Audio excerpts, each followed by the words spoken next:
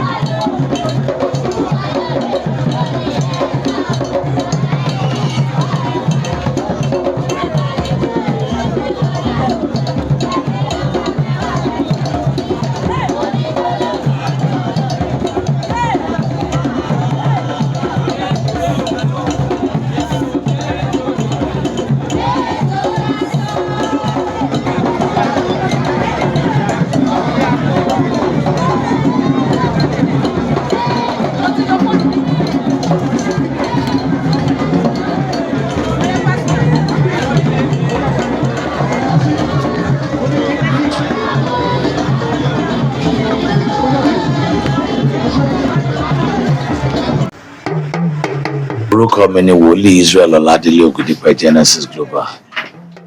Alore TV ẹ máa wò ó, ẹ̀kọ́ pọ̀ ń bẹ, ìrírí ayé pọ̀ ń bẹ, òtítọ́ pọ̀ ń bẹ, ohun tó lè gbéyàn dìde tó máa múyàn kúrò nínú àṣìṣe ó pọ̀ ń bẹ. I am confirming Alore TV. The more you know, the better you become. Alore TV.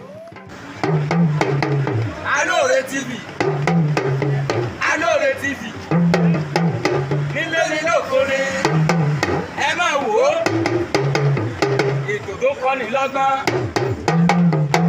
ètò tó kọ́ni lóye.